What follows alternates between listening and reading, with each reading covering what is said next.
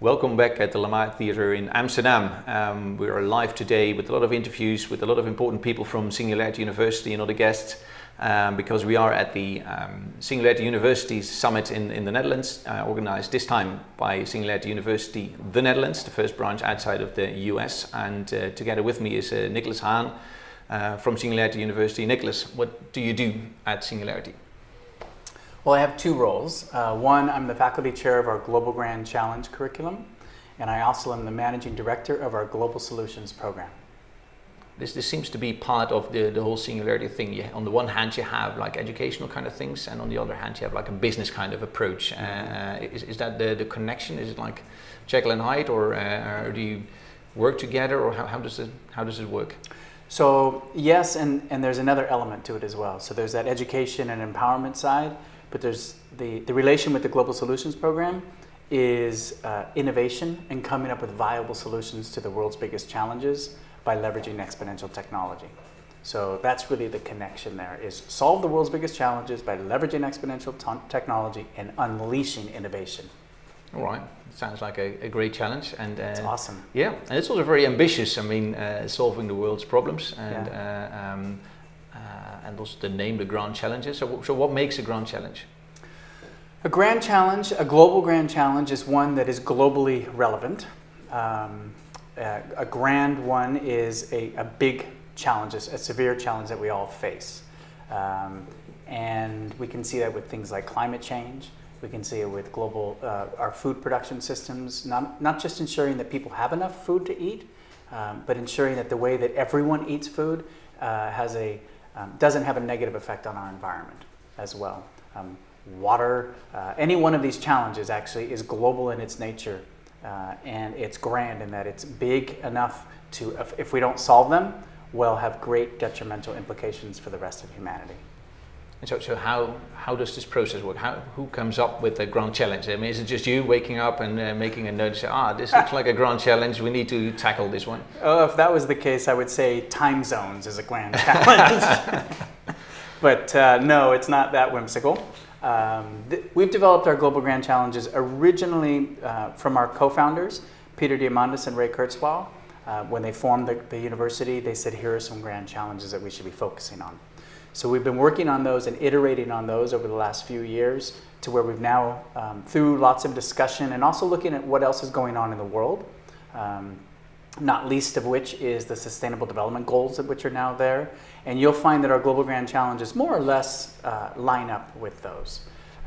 So to answer your question, we've decided on our 12 Global Grand Challenges over many years of iteration and consultation with our community to figure out really what are the important things that we should be focusing on or not.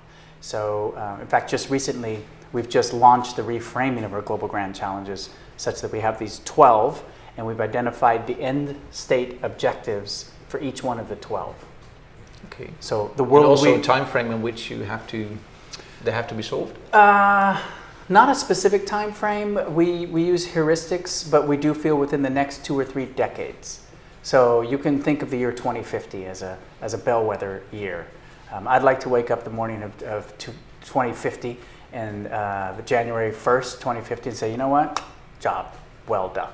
Not just by me, but by everyone on the planet. Because it is doable. The main theme of what I talked about today is exponential technology grows at exponential rates. There's enough evidence for that. Look to Ray Kurzweil, look to others. And that happens across an array of technologies which become information-based technologies. The beautiful thing is that equates to, or I should say can equate to, exponential impact, meaning those technologies create new opportunities and lead us to new solutions to solve the world's biggest challenges and have positive impact in the world. And fascinatingly enough, there are positive feedback loops. So solve for energy, and whoop, all of a sudden solving for water becomes much easier. Solve for water, and whoop, solve for health becomes much easier because so many hospital admissions are due to actually bad water, et cetera, et cetera, et cetera. So there are these positive feedback loops, which, as strange as it may sound now, if you turn on the television and get all the bad news of what's happening in the world, to talk, we can solve our global grand challenges in the next 20, 30 years, the evidence, the mathematics of it would seem to indicate that yes, we can. And that will follow an exponential rate. It'll follow a pattern of positive feedback loops such that all people in the world have not only their basic needs met, but we live in a world, in a sustainable world for people who do have our basic needs met. And that's doable. We have the resources. Water, we've got water. We live on a blue planet. Energy, we've got plenty of energy hitting this planet, Earth. Food, we already grow enough food. We have a distribution problem. You name it, any one of the global grand challenges are totally doable given the resources that we have. We need to capture those resources more efficiently and sustainably, and we need to distribute them in a proper way.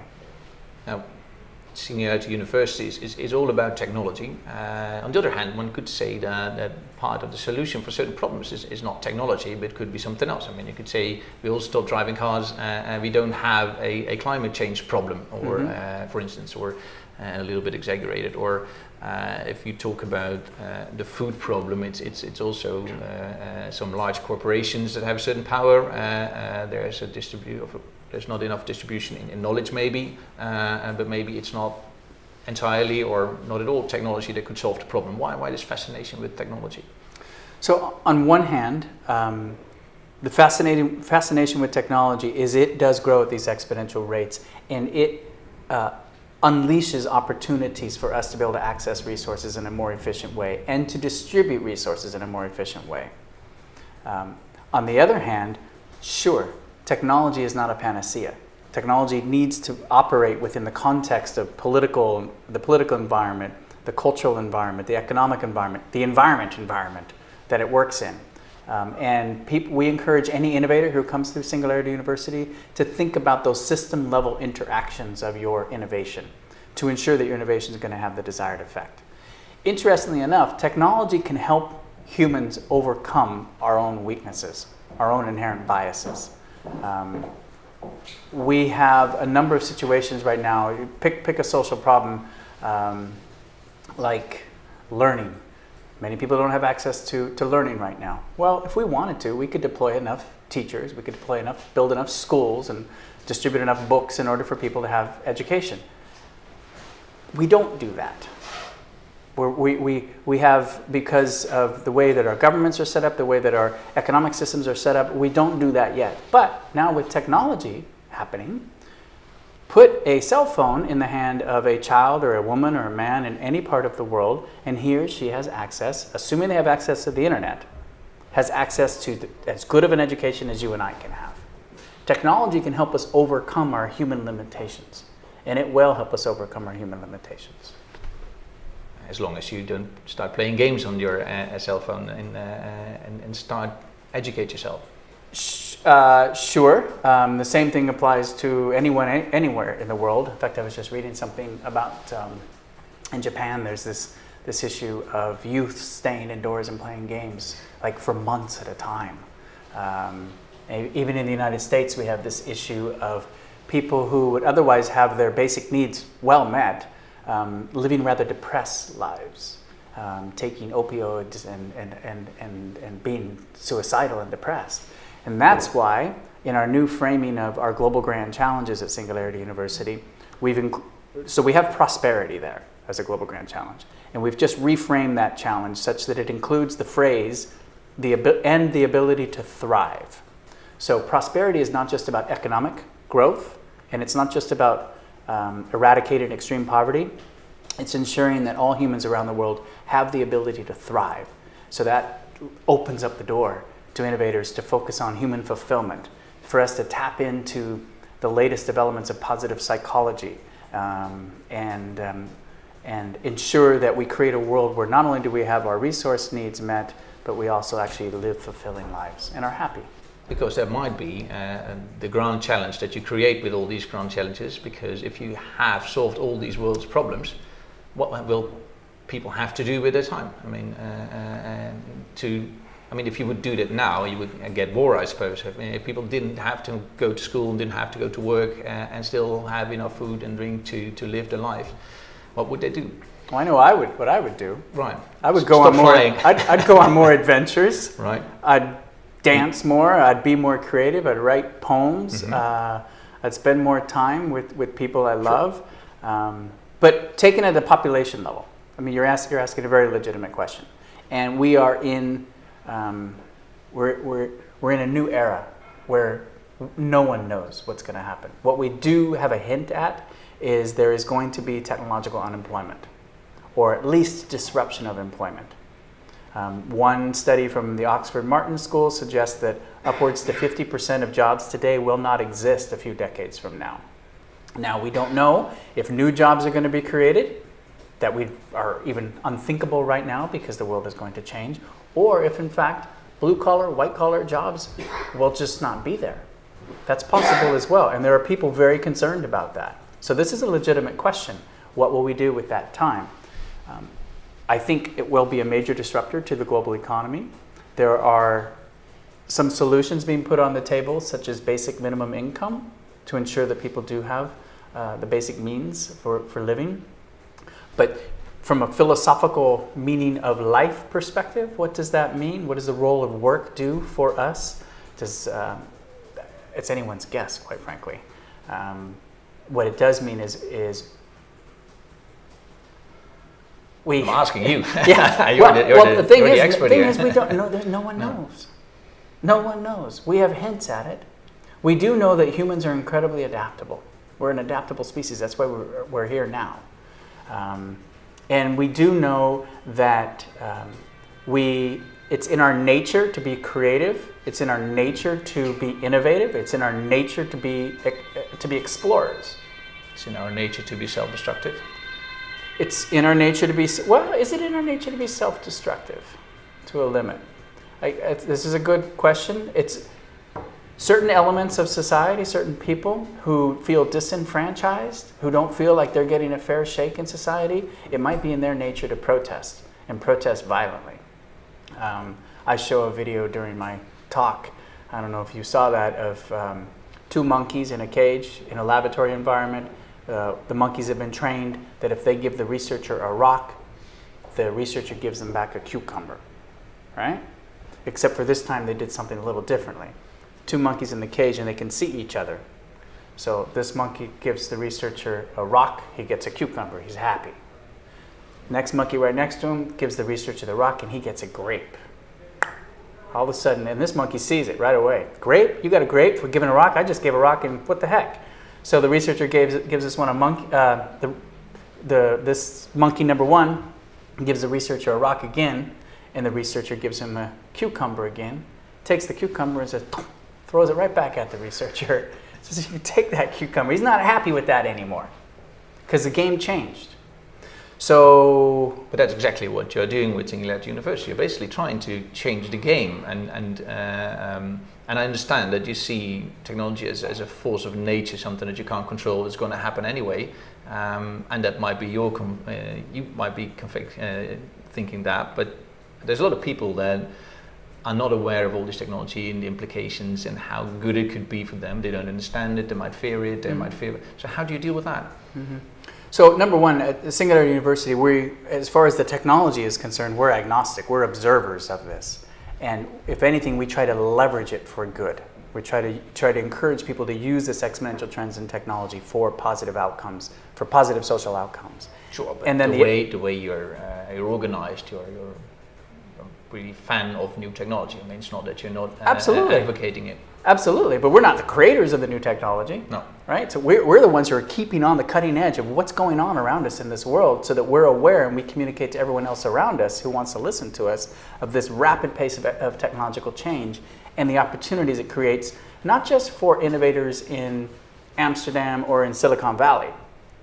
What actually our perspective is this notion of democratization of technology so that people around the world who, especially the billions of people who are now going to come online in the next few years, literally, I mean, this is incredible. They will now have the tools, they will now have access to capital and resources to be able to innovate for challenges that they're facing themselves. So they are going to be empowered to create innovations unlike they never have been before, that have global implications. Right. So with this democratization, it sounds very good, obviously. On the other hand, it's technology that is not created by them, but by others, by people in Silicon Valley maybe. And I remember that Peter Diamandis once said, if you want to be a billionaire, impact a billion people. Now that is it might look the same, but that is different from for a person in rural Africa that is forced to be turned into some sort of economic slavery, because there's only one way to join the rest of the world, and that is by buying or using technology from someone in Silicon Valley. So that might sound like he's getting a better deal, but on the other hand, it might frighten certain people and say, hey, but I don't have an option here. The only way I can join the world is whether I give all my data or pay money to a certain platform, and it says that I'm better off. Fair enough question. However, the other amazing thing that's happening right now is people are not, increasingly not passive recipients of technology, but active developers of technology themselves. So a 15-year-old girl in Kibera slum in Nairobi right now, if she wanted to, could order the lab kits online to do genetic engineering. She can create a virus. The technology is accessible to her, the funding is accessible to her, the knowledge is accessible to her. She can do that now. She doesn't quite realize it yet. But increasingly, people are going to be active agents in creating technology themselves. So it's going to be happening all around the world, not disseminating just from places like Silicon Valley. And in fact, one of the things that coming back to that monkey issue of inequality, for me, the answer lies in not necessarily having this utopian vision of all people having equal everything. I just don't think that's viable. But what I do think is extremely viable and doable and is an urgent need is to ensure everyone has basic opportunity. Basic opportunity means you have basic learning, you have basic security, you have basic health care. With that, we're going to see people around the world being active agents in creating technology themselves. We see examples of it already. In Kenya, with this M-Pesa form of transmitting money from phone to phone, I could do that in Kenya because I live in Kenya for a good part of the year still. I could do that in Kenya before I could do it in the United States. We got that from Kenya. So that's just one example. Now, granted, that came from the innovator class, if you will, of Kenya who created that system, but increasingly that 15-year-old girl in Kibera slum will be sitting there thinking, you know what, amazing thing, what can I do today? Whether it be genetic engineering, building a robot, coding artificial intelligence, what can I do today? And we're going to see that happening. It's a total game changer. This is one of the big differences that's happening. We've gotten used to this notion of big research centers or governments disseminating innovation and technology, and then people being passive recipients of that. This is different. And now imagine not only the 7 billion, but the 10 billion that we're going to go to, people around the world having equal opportunity to be able to innovate and access technology and capital to do so as well. So for you personally, how do you see this evolving in a country like Kenya? I mean, you spent a lot of time there, you still live there partly, you said. How do you get these people on board? How do you make sure that they also know that there are ground challenges and that they can participate in it even if they have never heard about Singularity University at all? Well, we'd love to think that they will hear about Singularity University eventually, because we very much have this empowerment mindset that everyone should have access to this information. Totally, but still you're designing the future and the solutions to their problems right now, so maybe they want to be part of that already. Yeah, absolutely. So in fact, we're encouraging them and empowering them to design solutions for themselves. So yeah, how do you reach them? How do you go village by village and with a little van and Singularity sign, neon sign up right. top. Yeah. Well, the mechanism that we're using to do this is we're building a global ecosystem. So we're building chapters, community chapters around the world.